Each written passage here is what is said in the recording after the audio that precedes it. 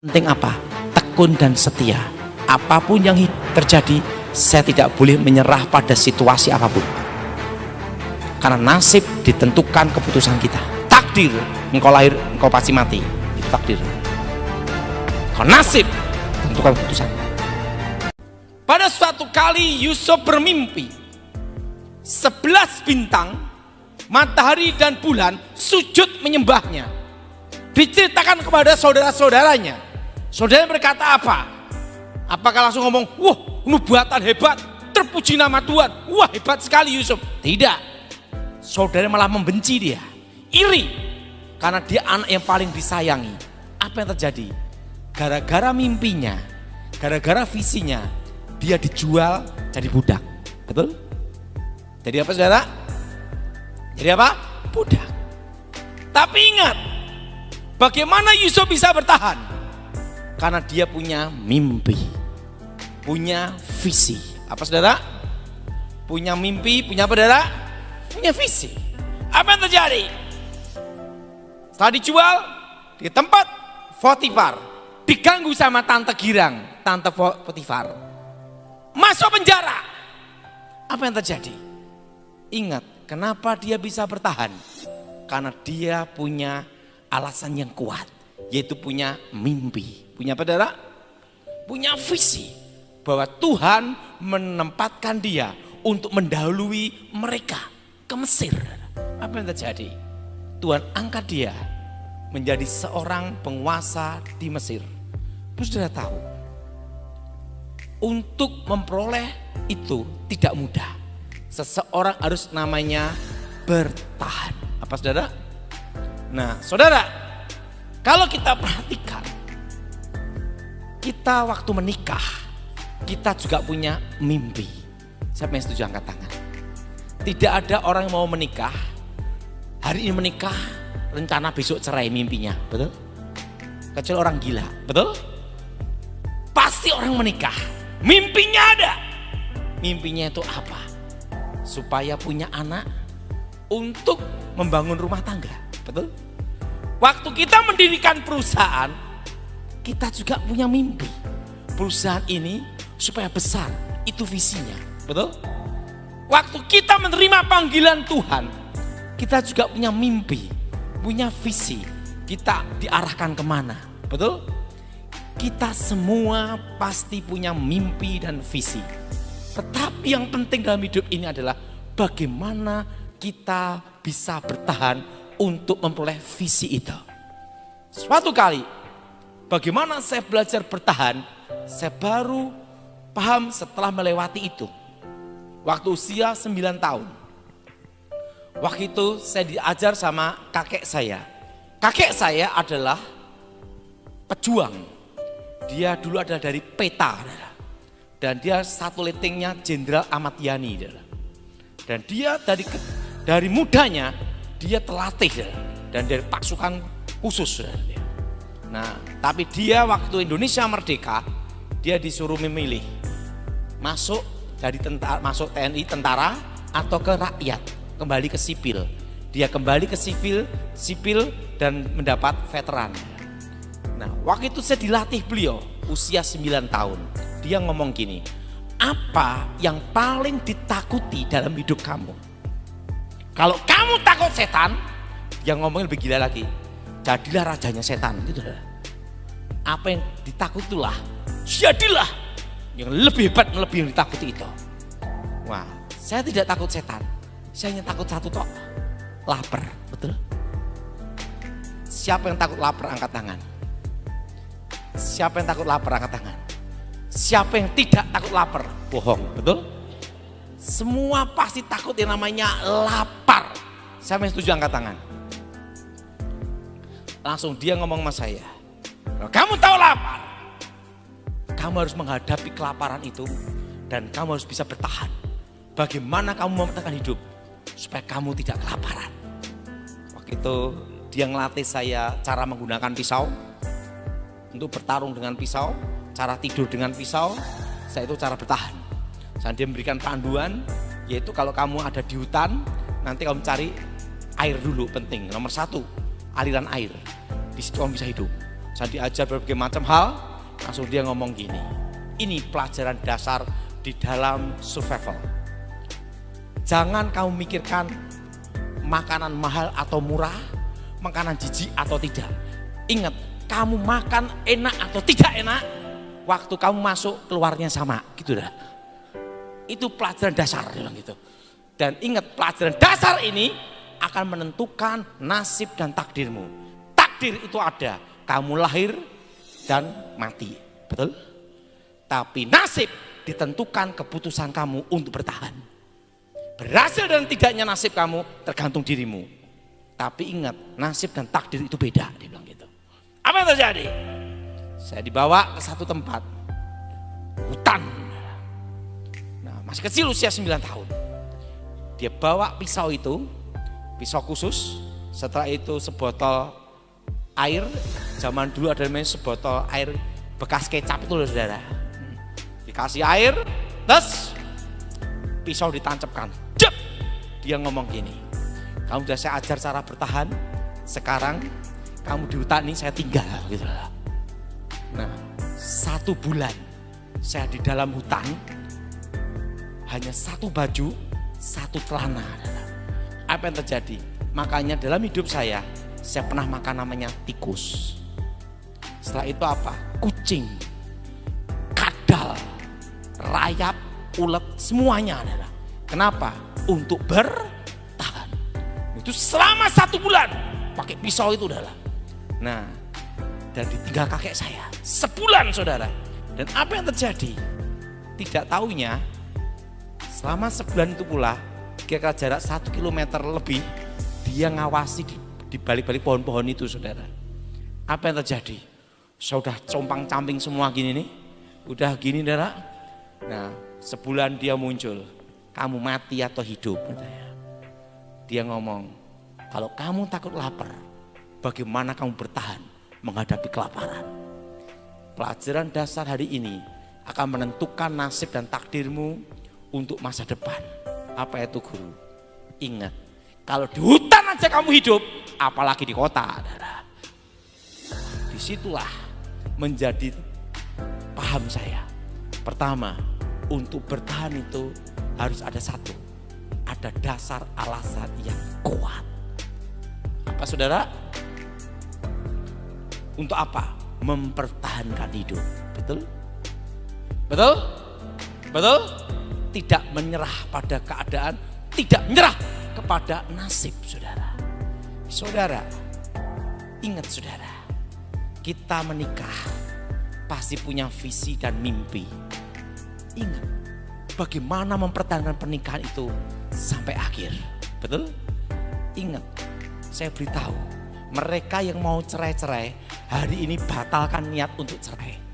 Terutama ibu-ibu. Kenapa? Jadi janda itu berat.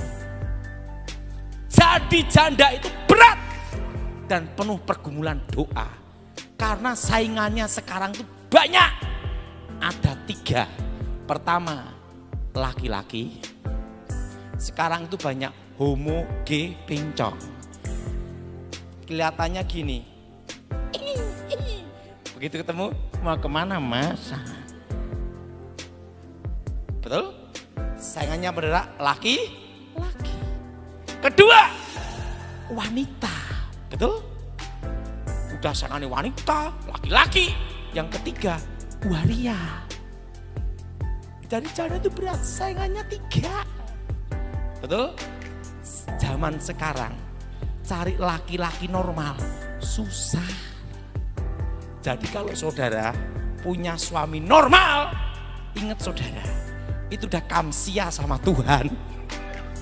Siapa yang setuju bapak-bapak angkat tangan? Langsung dia ngomong, lu harusnya bersyukur gua normal. Sekarang cari laki-laki normal susah. Betul? Betul? Ada, ini kisah nyata. Saudara, saya melayani di Malang, ngonseling seorang ibu, umur 40, majelis, sudah menikah. Dia ngomong sama saya, konseling sama saya. Padahal, percaya enggak, saya masih perawan. Loh, kaget saudara, udah menikah, umur 40, majelis, ngomong, saya masih perawan. Percaya enggak saudara? Saya ngomong, tidak Bu, enggak percaya. Karena suami saya homo, bayangin dulu. Jadi ingat saudara, saat zaman sekarang cari laki-laki cinta Tuhan, kaya raya, normal, itu mujizat. Betul? Siapa yang setuju angkat tangan? Saya tahu itu mujizat. Betul? Jadi ingat, apapun yang terjadi dalam hidupmu, waktu engkau menikah, engkau punya mimpi, engkau punya visi, pertahankan mimpi itu. Ada suatu hal yang sangat sederhana dengan mama saya. Ingat, untuk bertahan itu harus ada dasar alasan yang kuat. Karena dari dasar alasan yang kuat itulah menimbulkan suatu harapan. Dan harapan itulah memberi kita kekuatan waktu badai itu datang. Betul? Waktu tantangan, waktu tekanan, waktu cobaan datang. Harapan itu memberi kita kekuatan. Itulah dasar dari iman. Amin. Saya punya mama, saudara. Papa saya itu kacau sekali, saudara. Papa saya itu kacau sekali. Hari ini nikah, besok selingkuh, gitu, saudara. Dan apa yang terjadi? Mama saya melahirkan anak 5, saya anak nomor 2. Laki semua. Untuk membesarkan anak 5 laki semua, beda dengan membesarkan anak perempuan. Betul? Apalagi 5 laki semua. Anak laki pasti ada nakal dikit-dikit, tapi jangan keterlaluan. Pak, kalau anak laki sama sekali tidak nakal, diam terus, hati-hati, bencong. Betul? Pasti ada nakalnya dikit-dikit lah. Betul? Tapi jangan kurang ajar. Anak laki kan gitu lah, berantem, gebuk-gebukan. Anak 5 laki semua, saudara, nakal semua, saudara. Apa yang terjadi? Papahnya nakal, anaknya juga, bayangkan. Tapi ada satu yang membuat mama saya bertahan. Apa, saudara? Dia hanya gini, dia punya mimpi, punya visi, sangat sederhana. Penting kalau anak-anakku nikah ada bapaknya, itu toh. Simpel enggak, saudara? Penting aku akan bertahan apapun terjadi dalam pernikahan ini. Apapun yang terjadi atas rumah tanggaku, aku tidak akan cerai. Karena aku punya mimpi satu toh. Waktu anak-anakku menikah, minimal ada bapaknya. Jadi papa saya itu, dia pulang atau tidak pulang, dia tidak peduli. Dia mikir satu, laki-laki itu ada atau tidak hanya sebagai pelengkap. Itu udah lah. Karena dia udah berpikir, percuma dia bilang gitu. Mengharapkan dia, hanya saya mempertahankan pernikahan ini apapun yang terjadi, tidak boleh cerai. Tapi dia berdoa setelah dia bertobat supaya papa saya bertobat. Apa yang terjadi, saudara? Dia lakukan itu selama berapa lama? 20 tahun. Mempertahankan perkawinan. Hanya satu tujuan. Supaya anak-anaknya menikah, bapaknya ada. Itu aja, saudara. Sederhana enggak, saudara? Sederhana. Demikian, saudara. Saudara waktu menikah pasti punya mimpi semua. Waktu saudara menikah punya visi semua. Betul? Nah, pertahankan itu. Itulah alasan dasar engkau bertahan. Siapa yang setuju angkat tanganmu, saudara? Jelas, saudara? Dan ingat, saudara, yang kedua, kenapa Yusuf berhasil? Ingat, dia mau mengampuni. Tidak hidup dari masa lalu, tapi melihat ke depan rencana Tuhan. Amin. Nah, kadang dalam hidup kita, terutama ibu-ibu, kalau suaminya pernah bikin kesalahan, waduh, mumet. Betul ada. Ingat, harus belajar apa? Mengampuni. Apa, saudara? Mengampuni. Dia bisa mengampuni. Ada satu hal, saya masih ingat, pelajaran survival itu membuat saya mengerti bagaimana bertahan, dasar yang kuat. Waktu saya sekolah Alkitab, saya lulus ranking 4, murid tinggal 4. Dan saya bukan pendeta. Sampai sekarang pun saya bukan pendeta. Karena saya merasa tidak pantas jadi pendeta dan tidak mau jadi pendeta. Kenapa? Karena saya pernah melakukan suatu tugas-tugas di mana tugas itu yang selalu membayangi hidup saya. Dan saya ambil keputusan, saya tidak mau jadi pendeta dan tidak mau ada beban. Karena saya pernah tugas-tugas khusus untuk pengamanan khusus presiden, saudara. Dan ada tugas-tugas khusus yang sangat rahasia dan saya disumpah tidak boleh untuk membocorkannya, saudara. Dan yang kedua, itu membayangi seluruh hidup saya sampai sekarang. Dan apa yang terjadi?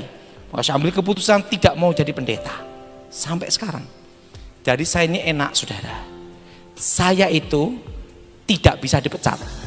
Kenapa? Karena bukan pendeta, jemaat. Jemaat bebas beribadah, betul? Betul? Betul?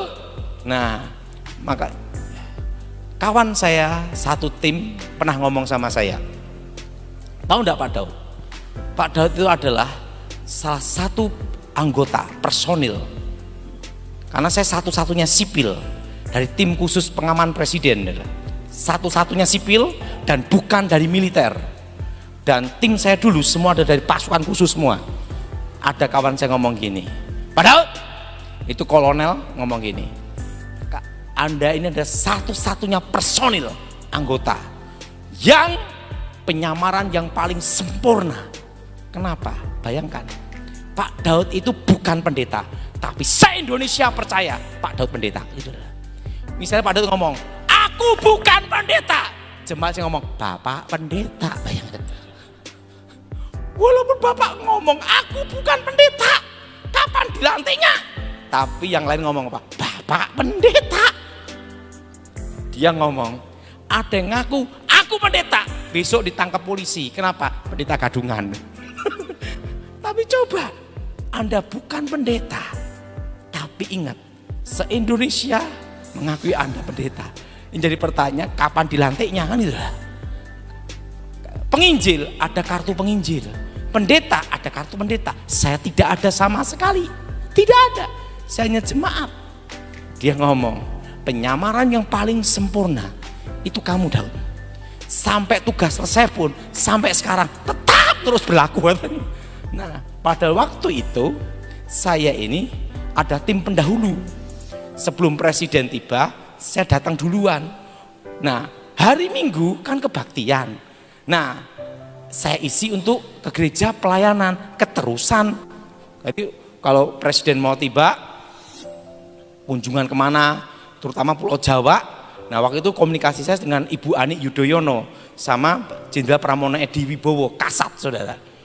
Kondisi gimana, kondisi ini nih, aman Jenderal, ini landing gimana, take off gimana, kondisi lapangan gimana, oke, aman semua.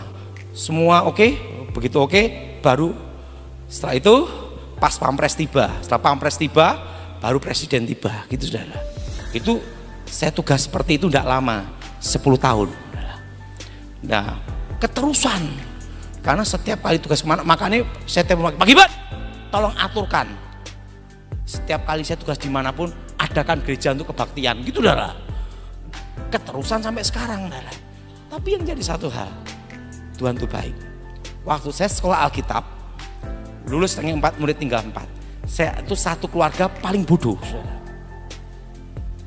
Waktu di wisuda, mama saya tidak ada, papa saya tidak ada, adik kakak tidak ada semua. Saya pulang naik angkot, sampai rumah. Apa yang terjadi? Papa saya dipecat, adik saya dipecat, kakak saya dipecat. Satu hari dipecat rame-rame. Dan saya baru lulus sekolah Alkitab dan dianggap anak paling bodoh. Apa yang terjadi? Saya tahu kalau saya ikut stres, satu keluarga gila, kan itu dah. Harus ada satu yang bangkit untuk muncul. Pelajaran survival itu membuat saya mengerti kalau aku dulu di hutan bisa hidup, apalagi di kota. Ingat saudara, pembentukan Tuhan punya rencana yang indah. Dan bagaimana kita mau menerima panggilan itu. Ingat, pertahankan mimpi dan visi. Apapun yang terjadi. Apa yang terjadi? Saya doa, segala sesuatu yang dilandaskan dengan doa itu ada kekuatannya. Amin. Waktu itu, Mah, aku dapat plastik ini. Aku mau kerja plastik, Mah. Ingat, sekitar kita kadang tidak mendukung. Tapi saudara, pertahankan mimpi dan visi itu. Pertahankan apapun yang terjadi. Waktu itu Mama saya ngomong, Daud, ini ada uang 100.000.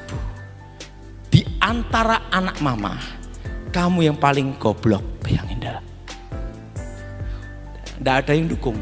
Betul?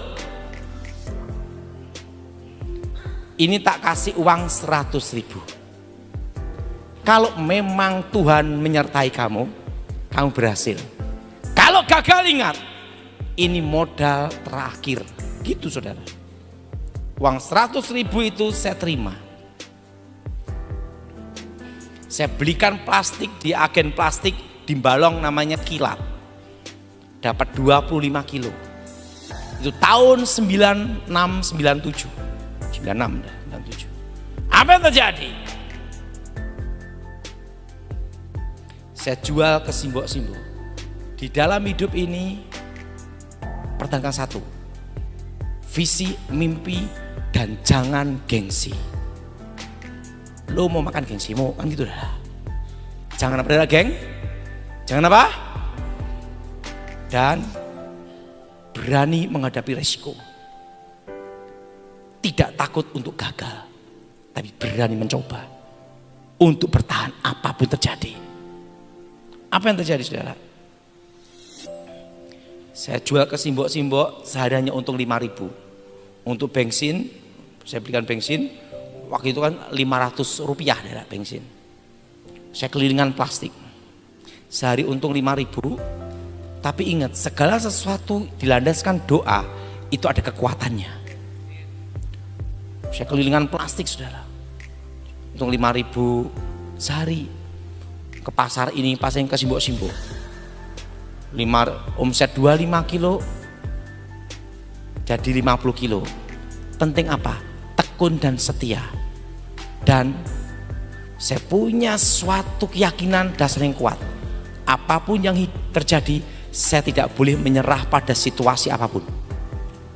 Karena nasib ditentukan keputusan kita. Jelas? Jelas? Nah, takdir, engkau lahir, engkau pasti mati. Itu takdir. Kalau nasib, tentukan keputusanmu. Apa yang terjadi? Dari 25 kilo, 50 kilo. Bertahan terus. Dasar dalam diri saya apa? Kalau aku dulu di hutan bisa hidup, apalagi di kota. Ke pasar-pasar, saya dari setengah kintal, dari 1 kintal. Setahun 2 tahun, terus tiap hari kelilingan plastik. 1 ton, 2 ton, 3 ton, sampai 5 ton. Dari puluhan ton, sampai jadi pabrik plastik. Dan tidak ada utang bank 100.000 pun. Kenapa? Karena waktu itu saya bertahan. Apapun yang terjadi, saya tidak boleh utang bank. Apapun yang terjadi. Kalau aku hidup di hutan bisa, apalagi di kota. Itu adalah. Dan apa yang terjadi? Pembentukan itu membuat saya mengerti. Makanya sampai sekarang saya tidak ada utang bank. Sampai sekarang. Kenapa? Karena dasar itu yang membuat saya kuat. Satu, punya mimpi. Punya saudara? Bahwa Tuhan punya rencana terbaik dalam hidup saya. Ingat saudara, di pabrik plastik sampai jadi pabrik saudara. Jadi pabrik saudara. 2004 saya diminta untuk ngawal presiden sama Jenderal Pramono Edi. Ngawal pabrik saya, adik saya tanpa utang bank saudara. 10 tahun. Dalam pengamanan presiden pun berat juga saudara. Tidur hanya 3 jam. Karena harus siap untuk menunggu perintah. Itu jam 12 sampai jam 3. Disitulah saya baru mengerti. Ingat, untuk bertahan itu harus ada disiplin. Kita semua kebanyakan tahu yang namanya disiplin waktu. Betul? Harus janjian semua tepat waktu. Tapi kadang orang tidak mengerti, harus ada disiplin tidur. Tidur itu perlu disiplin, saudara. Waktu saya di pengamanan khusus presiden, saudara, karena apa? Jam 12 tet, itu baru bisa istirahat. Jam 3 tet, harus segera bangun untuk menunggu perintah. Kalau tidak bisa disiplin tidur, tidak bisa tidur sama sekali, akhirnya sakit, betul? Apa gunanya saudara kaya, punya uang banyak, tapi stroke? Ada guna. Betul? Betul? Betul? Siapa yang setuju angkat tangan? Betul? Ingat, disiplin tidur itu penting. Kadang kita semua selalu mikir harus disiplin waktu, disiplin ini. Tapi ingat, tidur itu perlu disiplin, saudara. Kenapa perlu disiplin? Karena saya waktu di pengamanan khusus presiden, itu jam 12 nggak tidur pun, mata tak beginiin dah. Nggak, tak gini terus dah. Pokok mata terbejam sampai tidur. Karena saya tahu jam 3 harus bangun, menunggu perintah. Itu selama 10 tahun. Dan apa yang terjadi? Anak-anak sekolah, saya punya anak 2, putri semua. Saya ngomong, batas maksimal jam 9 tidur. Kalau sampai jam 10 itu terlambat. Nggak tidur gimana Pak Wi? Pejem. Nggak mau tahu.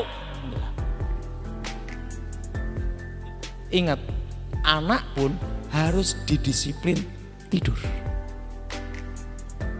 Saya setuju, angkat tanganmu saudara. Karena ingat, kita kebanyakan mendisiplin anak itu waktu. Tapi tidak pernah berpikir untuk mendisiplin anak tidur. Betul? Betul? Nanti lama-lama dia suka begadang, jatuh sakit, sekolahnya kacau. Betul? Ingat, saudara dalam bisnis, dalam kerja pun, engkau harus apa? Disiplin tidur. Jelas? Apa saudara? Disiplin tidur. Disiplin tidur. Karena apa?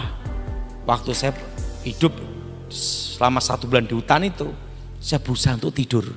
Walaupun kedinginan, walaupun kondisi apapun, cuaca apapun, saya harus tidur. Bisa tidur di tanah, harus bisa tidur di pohon. Terus bagaimana tidur? Di situ saya menghargai, tidur itu penting. Jelas saudara? Yusuf, pasti dia disiplin tidur juga. Kalau dia tidak disiplin tidur, tidak bisa tidur di penjara, betul? Jelas saudara? Disiplin tidur itu penting. Saudara, di situ saya baru paham, bertahan itu penting. Udah tahu, kenapa saya khotbahkan tentang bertahan hari ini? Ingat saudara, resesi yang sebenarnya bukan tahun ini. Tahun ini resesi, tapi ingat saudara, saya udah ngomong sama waktu di Zoom, di YouTube semuanya, daerah-daerah tidak terasa. Kayak Cirebon tidak terasa resesi. Ingat saudara, yang terasa resesi itu Jakarta dan Surabaya. Desa-desa di Pulau Jawa tidak terasa resesi. Kenapa? Karena tidak banyak keinginan. Setiap hari lihatnya sapi. Betul? Betul? Betul? Betul? Pohon.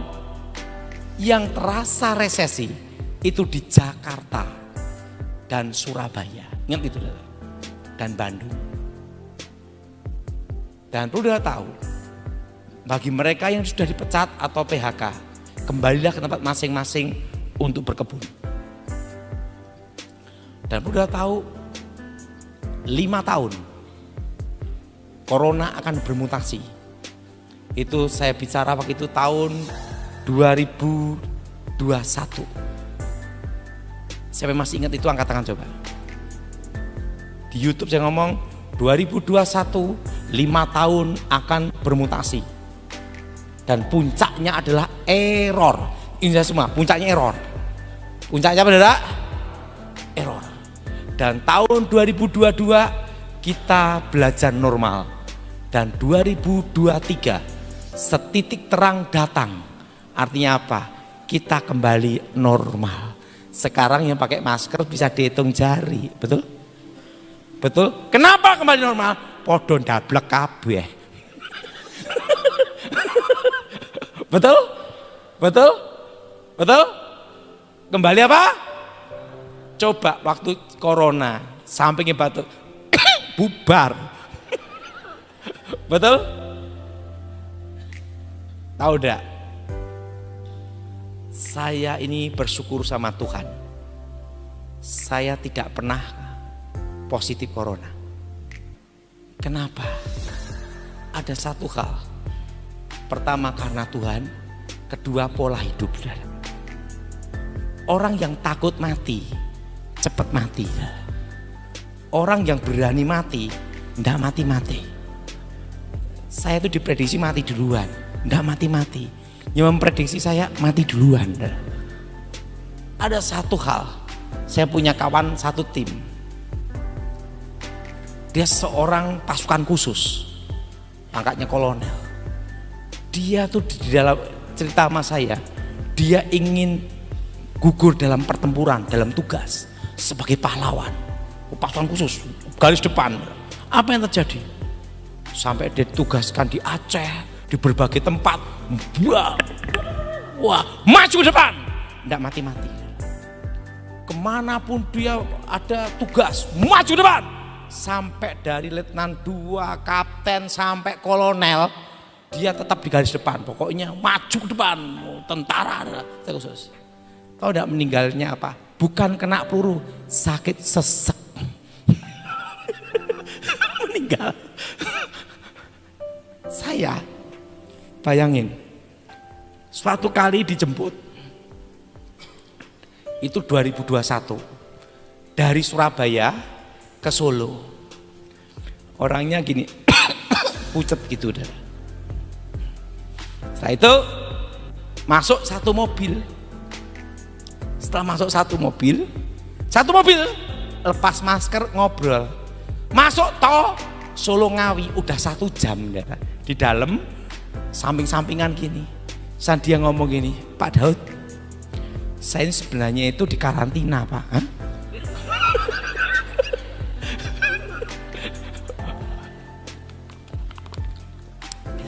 Langsung saya gini, saya itu diisolasi. Pak Pendeta telepon saya. Pak Pendeta telepon saya untuk jemput Pak Daud. Langsung saya jemput Pak Daud. Udah sampai tol, mosok saya lompat dari mobil. Betul?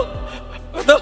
Udah tahu satu jam dalam mobil, lepas masker semua. Mau lari kemana? Udah di tol. Nyampe Surabaya, pendeta ngomong, haleluya. Pak Daud, ini ya, iya. Dia takut mati juga. Tes lagi, negatif. Lagi, satu mobil kena corona semua. Satu mobil kena corona semua, saudara. Tidur sama saya di samping, ngorok lagi. Wah, itu coronanya satu ruangan, saudara. Saya tidur di sampingnya itu loh. Orangnya gemuk. Mubal kabeh.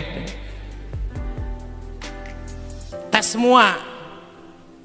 Corona semua, indah hanya 2 orang. Saya sama teman saya, satu mobil. Saya sampai dites darah saya. Dicek, Pak, daya tahan tubuh Bapak 2 digit di atas normal gitu loh. Kebal Pak. Negatif. Ada lagi, ini tentang corona lah. Ini kadang ada kurang ajar juga tuh jemaat lah. Ngomong, Pak Daud saya minta doa, tak doain. Haleluya Yesus, haleluya, terima kasih Tuhan. Berkati Tuhan, haleluya, amin. Makasih Pak, doakan saya kesembuhan tuh corona. Gimana? Udah tumpang tangan, bukan aku. Masuk ambater lari. Saya pernah di rumah sakit, ada jemaat napasnya sesek, saya datang. Saya doain, saya buka masker, langsung baju APD semua ngepung saya. Tidak taunya ibu ini mau dikirim ke ventilator kena corona. Seperti itu sering terjadi. Waktu itu hanya ngomong gini, kalau saya sudah waktunya mati, ingat saudara, gosok gigi keselak odol mati, betul? Betul? Kalau udah waktunya mati, kalau belum waktunya mati, jatuh dari pesawat, tembak kanan kiri tidak mati, hanya setengah. Ini aja, saya beritahu. Apa yang terjadi? Nah, ingat, 5 tahun, ingat saudara, corona bermutasi. Sekarang udah mutasi macam-macam, betul? Ada Omikron, nanti ada namanya Megatron, bisa ada. Udah sekalian aja saudara, ya toh, macam-macam, betul? Betul? Dan ingat saudara, 5 tahun inflasi akan dimulai 2022. Ikutin saya semua, inflasi, harga-harga akan naik di 2022, puncaknya nanti di 2027. Ingat, dan itu sudah saya sampaikan di Zoom meeting, ada di YouTube. Resesi yang sebenarnya bukan tahun ini, karena tahun ini tertolong adanya pilpres. Ingat, penjahit-penjahit laku, betul? Betul? Kuliner-kuliner laku, hotel-hotel laku, maka tidak terasa resesi. Sekarang udah persiapan mau pilpres semua, karena pilpres, pilihan legislatif, pileg, DPR, MPR, gubernur, bupati kan gabung semua. Ekonomi bergerak. Orang yang tidak kerja, nganggur, ikut kampanye nasi bungkus. Betul? Betul? Yang suara ancur-ancuran fals laku, asal bisa teriak kampanye laku. Betul? Karena apa? Adanya pilpres. Maka ekonomi itu bergerak. Ingat semua, ekonomi bergerak. Apa saudara? Jadi ekonomi itu bergerak karena ada pilpres. Makanya Cirebon tidak terasa, karena ini persiapan pilpres. Ingat, cabang-cabang partai semua pada mulai bergerak. Betul? Betul? Betul? Sepeda motor laku untuk kampanye. Betul? Bengkel-bengkel laku. Betul? Itu ada setitik terang pertolongan Tuhan. Ada dana pilpres beredar. Jelas? Jelas? Siapa yang setuju angkat tangan saudara? Jangan-jangan sini angkat tangan anggota partai. Dia ngomong, bener, udah tak keluarin dikit-dikit. Betul? Betul? Nah, resesi yang sebenarnya itu adalah di tahun 2025. Kenapa tahun 2025? Ingat sekarang, tapi ingat, ini bukan suara Tuhan. Ini analisa pribadi saya. Karena kebetulan kawan saya ada pernah jadi sekretaris Dewan Penasihat Presiden era SBY, itu kawan saya baik. Terusan juga kawan saya juga ada yang di staf khusus juga, kita ngobrol-ngobrol semua kan, ya ngomong-ngomong lah. Di situ saya punya analisa. Ini bukan suara Tuhan ya. Resesi yang sebenarnya itu di tahun 2025. Kenapa? Pergantian presiden. Pertama, efek dari corona 3 tahun ekonomi tidak bergerak. Betul? Berapa tahun saudara? Berapa tahun? Berapa tahun? 3 tahun ekonomi tidak bergerak. Indonesia tertolong karena tambang batu bara. mineral, nikel, lainnya. 3 tahun ekonomi tidak bergerak. Nih, nanti saya beritahu gimana cara untuk bertahan untuk menuju 2025. 3 tahun. Dan ini mengeluarkan uang dana berapa puluh ratus triliun pemerintah. Betul? Betul? Kedua, IKN itu juga perlu dana. Betul? Infrastruktur itu perlu dana juga. Semua dana. Pilpres perlu dana. Semua perlu dana. Waktu pergantian presiden,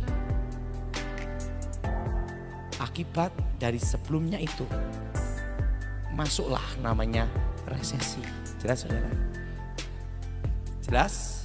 Jelas? Masuk apa saudara? Resesi ekonomi. Kenapa? Pilpresnya sudah selesai. Tidak ada dana siluman lagi. Mau 2025 banyak yang laku rumah sakit jiwa, betul enggak? Yang gagal nyalonkan, nanti yang laku obat farmasi, obat penenang, betul? Pendeta laku, dukun laku, pemuka agama laku semua. Yang gagal stres edan kabeh, betul enggak? Duit entek, betul? Dan ingat 2025 sudah tidak ada pilpres lagi, betul? Betul? Ekonomi apa adanya, betul?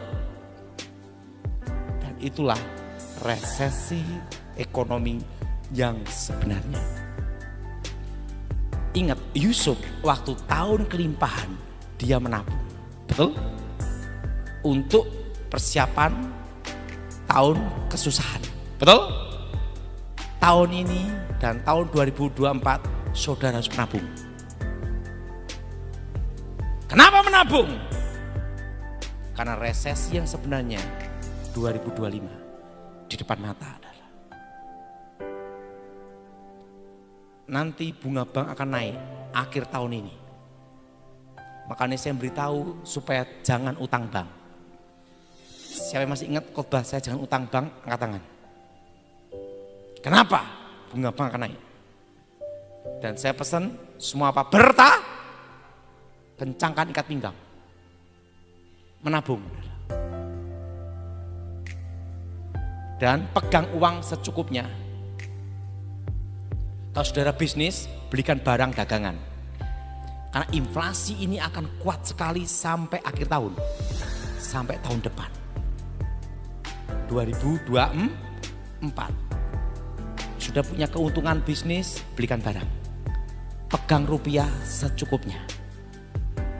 Untuk 2025 ini pesan saya, bukan Tuhan. Kalau itu bukan Tuhan, saya ngomong bukan Tuhan. Kalau saya ngomong itu Tuhan, nabi palsu. Gak boleh. Karena ini adalah perbincangan intern di dalam. Kawan-kawan saya. Ingat 2025. Pertama, pegang dolar.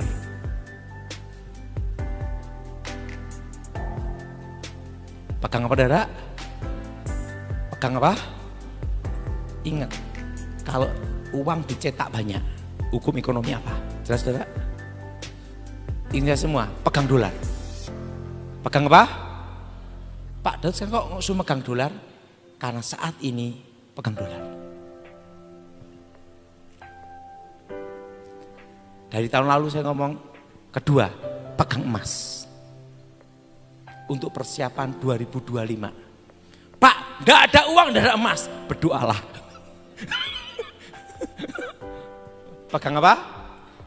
Pegang apa? Emas. Dan yang ketiga, ini yang penting. Jangan taruh uangmu semua di bank. Gak boleh. Uang boleh ditaruh di bank sebagian, tapi harus ada uang tunai. Uang tunai untuk cadangan di rumah. Ingat 98. Ingat apa saudara? Tiba-tiba ngambil uang dibatasi, gimana? Betul? Kita tidak tahu. Betul? Tapi saya berharap itu tidak terjadi. Tapi alangkah baiknya persiapkan semuanya. Karena kawan-kawan saya udah ngomong.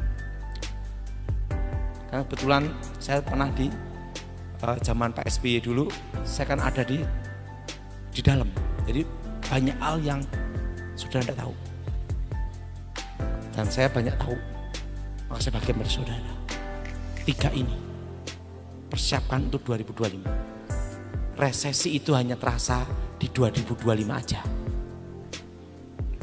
Nah, tahun ini jangan jual properti. Kalau ini petunjuk Tuhan. Properti akan naik di 2027. Langsung naik. Karena properti itu naiknya selalu belakangan. Dan yang mendapat pesan ini, khotbah saya hari ini, ingat komisi 2%.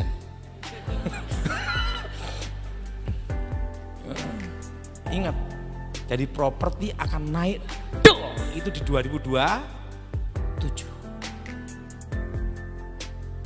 Karena setelah ekonomi stabil, itu pesan Tuhan. Kalau pesan Tuhan, saya ngomong pesan Tuhan. Kalau bukan, saya ngomong bukan. Kalau 2025 itu analisa pribadi saya, karena kawan saya itu ahli ekonomi semua adalah. Analisanya, dan itu mereka udah persiapan semua. Dan ini bunga bank naik. Suku bunga The Fed naik, suku bunga Bank Indonesia pasti naik, betul? Makanya saya selalu pesan tahun lalu, jangan utang bank. Pak, udah terlanjur utang gimana? Berhenti utang, jangan nambah lagi. Pertahankan apa yang ada. Harus ada dasar alasan yang kuat untuk bertahan. Punya mimpi dan punya visi. Amin, amin, amin. Ingat, dagangan, kalau sudah dagang untuk tahun ini, belikan dagangan semua.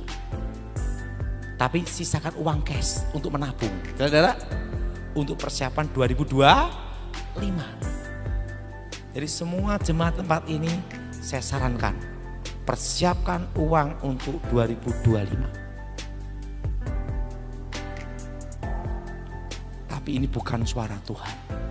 Karena kawan-kawan dan beritahu masa transisi presiden. Jelas saudara? Masa transisi. Pak, bisa enggak pilpres ditunda? Pokoknya gini, pilpres ditunda atau tetap pilpres, tetap 2025 terjadi itu. Kenapa? APBN. Jelas saudara? Jadi ini saudara paham, inflasi ini nanti puncaknya di 2027. Di 2027 itu pesan Tuhan. Maka harga properti naik, inflasi. Jelas? Jelas? Jadi saudara, tahun ini beli properti itu bagus. Beli aja. Pokoknya tadi ada yang ngomong sama saya, Pak, ini yang pendengar Bapak yang di YouTube itu sekarang ini pada banyak beli tanah, pokoknya 2 mobil lewat di desa-desa di pinggir-pinggir kota loh Pak. Iya, kenapa? Mereka saya beritahu untuk persiapan 2027. Moga-moga mereka ingat komisi 2% saya. Jadi ingat tahun berapa Dara? 2027. Itu properti akan naik langsung gitu Dara. Kenapa? Karena ekonomi sudah membaik. Properti selalu yang belakangan. Jadi pertahankan. Saat ini kalau sudah punya properti, kalau tidak perlu sekali jangan dijual. Jelas? Jelas? Jelas? Karena 2027 teng gitu. Tapi yang pinggir-pinggir jalan. Dan kalau beli tanah jangan di puncak gunung. Siapa yang mau lihat? 2 mobil lewat. Dan ingat perkebunan. Bertahan. Tahun ini tidak perlu takut atau khawatir jemaat di sini. Kenapa? Tidak terasa resesinya. Kenapa? Ada setitik terang. Tepuk tangan untuk Tuhan kita. Karena Tuhan memberitahu saya ada setitik terang itu tahun 9697. Tahun 2023 ada setitik terang di tengah-tengah kegelapan dalam bangsa ini. Dan titik terang itu baru saya paham karena ada pesta demokrasi, pilpres, ekonomi stabil. Eropa kalau mau stabil kayak Indonesia harus diadakan pilpres juga. Kenapa? Dengan pilpres itu semua bergerak. Paham? Jelas? Jadi tahun ini tahun apa saudara? Menabung. Seperti Yusuf menabung. Selama 7 tahun loh dia nabung. Saudara cukup nabung untuk 2 tahun. 2023 dan 2024. Jelas? Untuk persiapan 2025. Karena terasa resesinya itu di 2025 itu hanya 1 tahun. 2026, 2027 itu pesan Tuhan. Ekonomi sudah stabil. Jelas? Jelas? Dan bunga bank akan naik di 2023 akhir tahun kira-kira 7%. 7-8% BI rate-nya. Itu perkiraan analisa. Nah, tahun 2024 nah itu terus BI rate naik. Kalau BI rate naik, bunga bank naik. KPR saja sudah mulai naik, betul? Nah, jadi pesan saya satu. Bertahan. Apa saudara? Punya visi, punya ingat. Tahun ini persiapan tahun berapa? 2025. Dan jangan jual properti. Kenapa? Tunggulah di 2027. Nah, kelihatannya dengan khotbah hari ini ada yang mau jual propertinya karena kepala dah pusing. Jangan. 2027. Sabar. Seperti Yusuf sabar menunggu berapa puluh tahun untuk jadi penguasa di Mesir, masuk penjara, jual jadi budak, difitnah, dibuang, tapi dia bertahan. Orang yang bertahan sampai akhir dia diberkati Tuhan. Bagaimana kita bertahan? Kita percaya yakin bahwa rencana Tuhan itu yang indah. Bahwa Tuhan tidak pernah mencelakakan kita, selalu merancangkan damai sejahtera indah pada waktunya. Amin. Mari kita berdiri saat ini. Ngomong sama sebelahnya, bertahan. Apa saudara?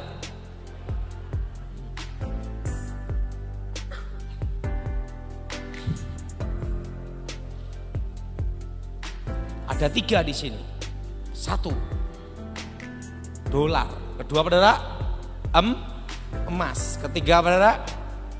Pegang rupiah tunai di rumah. Jangan semua ditaruh di bank. Jelas? Ingat, enggak usah saudara pusing-pusing. Amerika aja ada berapa bank yang tutup, betul? Ingat, harus jangan semua uangmu ditaruh di bank. Pegang uang tunai, cash tunai di rumah. Sebagian di bank. Nanti di 2025 engkau akan paham. Mari kita berdoa. Saudara yang minta doakan, angkat tanganmu saat ini. Silakan. Haleluya Yesus.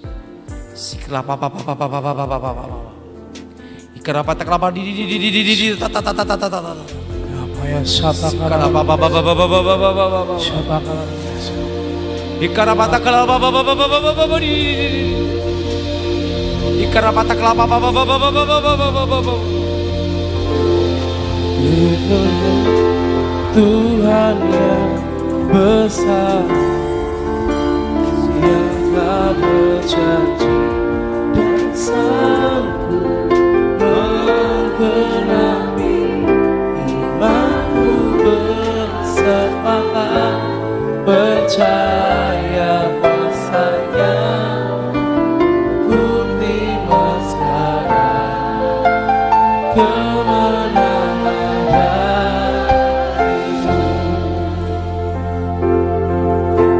Haleluya.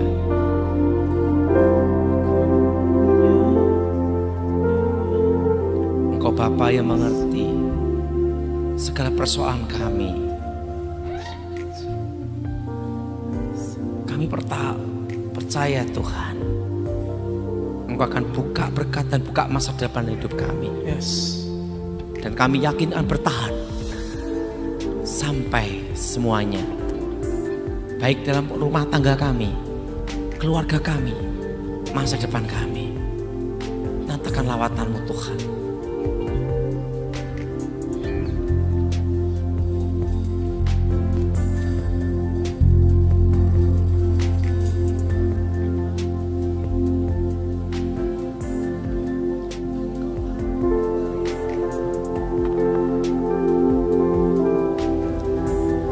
Dengan kekuatan yang Kau berikan, Sampai kapanpun ku kan bertahan, karena Yesus selalu menopang. Ku kan bertahan dalam tekanan, dengan kekuatan yang Kau berikan.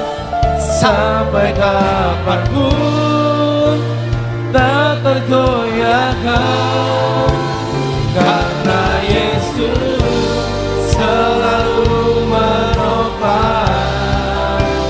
Ku kan berdiri di tengah badai, dalam kekuatan yang Kau berikan. Sampai kapanpun ku kan bertahan, karena Yesus selalu menopang. Ku kan bertahan dalam tekanan, dengan kekuatan yang Kau berikan. Sampai kapanpun tak tergoyahkan, karena Yesus selalu menopang. Kita berdiri di tengah badai, dalam kekuatan yang Kau berikan. Sampai kapanpun ku kan bertahan, karena Yesus selalu menopang. Ku kan bertahan dalam tekanan, dengan kekuatan yang Kau berikan. Sampai kapanpun tak tergoyahkan, karena Yesus selalu menopang hidupku. Mari kita berdoa. Aku mohon kuasa Yesus bekerja, kekuatan Elohim bekerja. Bebaskan dari yang jahat, bebaskan dari kutuk, bebaskan dari kegelapan. Kami percaya kuasa Yesus bekerja, kekuatan Elohim bekerja. Nyatakan lawatan-Mu Tuhan, kerajaan-Mu datang ya Tuhan. Yang sakit saya ini Kau sembuhkan demi nama Yesus. Amin. Yang saat ini dalam pergumulan Kau jawab ya Tuhan. Beri kekuatan iman untuk bertahan, menghadapi tekanan, menghadapi badai yang akan datang. Kami percaya Tuhan, Engkaulah perisai kekuatan hidup kami. Berkati firman-Mu, berkati kami semua. Lawat kami secara pribadi Tuhan. Saat ini terikat kuasa gelap hari ini demi nama Yesus. Roh jahat, roh setan, roh gelap, keluar demi Yesus. Segala kutuk, segala roh jahat, segala mantra, keluar demi Yesus. Darah Yesus bebaskan, darah Yesus bebaskan. Lawat secara pribadi Tuhan, nyata lawatan-Mu Tuhan.